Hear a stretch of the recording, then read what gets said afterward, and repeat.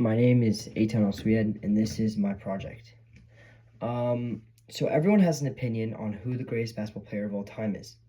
Whether it's Michael Jordan, LeBron James, or somebody else, people argue about this claim all the time. However, what if these debates aren't actually as objective as people may think? Today I'm going to explain to you how memory and nostalgia actually play a big role in shaping these opinions. After reading A Stimulus Source by Johan Norberg, one line really stood out to me. He states that they don't remember the summer anymore and just the idealized image of it.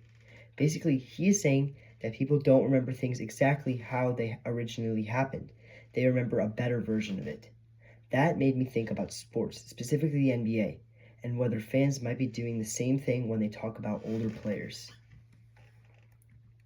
For some context, the NBA has been around for over 70 years, and fans have always been debating about who the greatest of all time is. The problem is, they're comparing players from completely different eras, different rules, different playstyles, and everything from that sort. At first, it seems like people are just using stats to decide, but in reality, memory and perception play a much bigger role than we actually think. That's part of the reason why these debates are so hard to come to solve. My research question is, how does false nostalgia and memory distortion influence how NBA fans compare past and modern players in the GOAT debate? My main argument, is that nostalgia and memory distortion have a big influence on these debates. Memory is not completely perfect, and it actually changes over time. People's emotions and personal experiences affect how they remember players. And media also plays a role in making certain players seem greater than they actually are. So overall, these debates aren't as objective as they may actually seem. My first claim is memory distortion. So some evidence behind memory distortion. Research shows that memory isn't like a video recording. Instead, it gets rebuilt every time we remember something. Because of that, people usually remember highlights more than mistakes. Over time, bad moments fade and good ones stand out more. So when we think about older players, we are mostly remembering the best moments and not the full picture.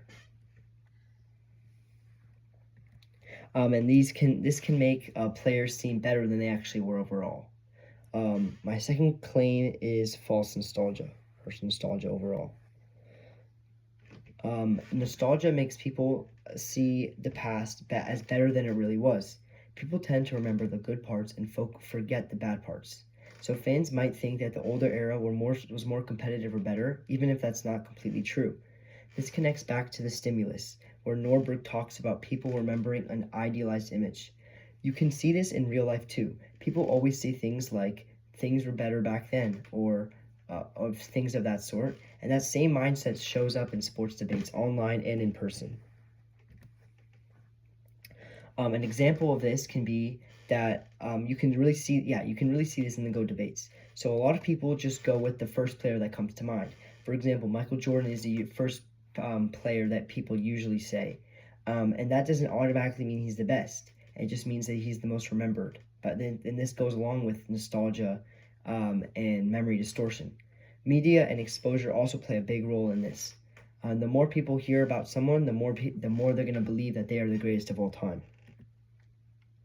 My third claim is emotional and cultural influence. Some evidence behind this claim is that sports is really connected to emotions, and lots of fans grew up watching certain players, so they feel particularly attached to them. Because of that, their opinions aren't just about stats, they're personal. Media also builds up certain players with stories and highlights. So people aren't just defending a player, they're kind of defending their own memories as well. This makes these debates even more biased.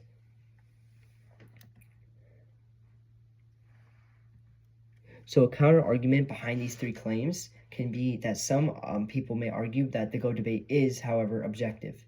They think that stats like championships and awards clearly decide the debate, and those things do matter. But stats can be interpreted in different ways depending on what someone values more. And even when players use stats, there's still bias involved. And some limitations behind my argument are that nostalgia is hard to measure because it is different for everyone, and not every fan is influenced in the same way. It's also hard to completely separate emotion from logic in sports debates. But even with that, the overall pattern of sports debates is still clear. Some implications behind my claim. This matters because it shows that debates aren't fully objective. Memory and emotion play a big role in shaping opinions. If people understand that, they might look at these debates more critically.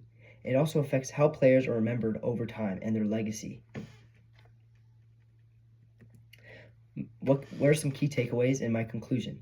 So overall, the GOAT debate isn't just about performance. Memory changes how people remember players, and nostalgia makes the past seem better, and emotions influence opinions, and that's why people will probably never agree on who the GOAT is. And these are my sources. Okay, now for my questions. So question 1, what information did you need before you began your research, and how did that shape your research? Before beginning my research, I needed to understand how memory works and whether it is reliable. This led me to psychological sources like Daniel L. Shater, which showed that memory is reconstructive. That information shaped my research by shifting my focus away from just comparing players and towards examining how perception and bias influence those comparisons. Question 2. How does your conclusion respond to other sources you have examined? My conclusion responds to the sources that argue the GOAT debate is objective by acknowledging their focus on statistics, but by also challenging them. While those sources emphasize measurable achievements, my research shows through psychological and cultural evidence that those statistics are still interpreted through bias. This allows my argument to incorporate multiple perspectives while ultimately showing that nostalgia significantly influences the GOAT debate. Thank you for listening.